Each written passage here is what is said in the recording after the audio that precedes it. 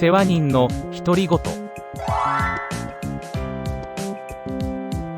今回は否定的な結論へのトラップです。肯定的な結論を期待しているのに、なぜか否定的な回答しか返ってこない場合があります。理由を聞いてみると、論理的でありながらも消極的であることがわかります。事業家は他の人に業務の依頼をする機会が多くあります。誠意を持った依頼は多くの場合、良い話し合いができるものです。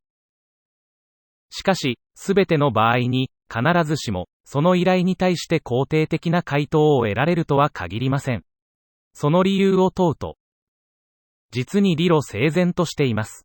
A というデータ、B という前例、C という理論、D という事実、そしてそれらをまとめると E という結論。論理的に否定されてしまいます。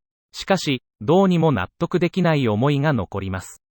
実は、依頼された人は、すでに否定的な結論を仮説として立ててしまっているのです。それが、どのような理由からかは、あまり問題ではありません。問題とすべき点は、その否定的結論を裏付けるために、否定的理由を論理的に組み立ててしまったことです。すなわち、否定的な結論ありきで、話が進んでしまっているのです。それでも、依頼者のやればできるに違いないとの思いから、結果のコミットメントがないまま、半ば強引に依頼してしまうケースがあります。依頼される側は、すでに論理的に依頼の成功を否定しています。この時、無意識に働く心理は、その否定的結論を実証する方向に向かってしまいます。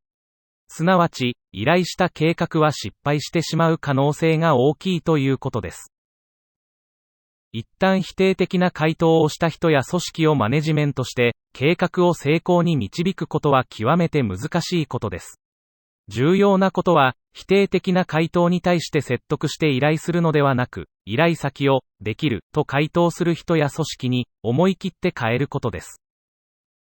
このような例は、コンピュータを利用したシステムやプログラム開発で、特に目立って起きることが多いようです。事業家を目指すあなたは、協力してくださる皆さんの心理をよく理解し、失敗の内容に気をつけましょう。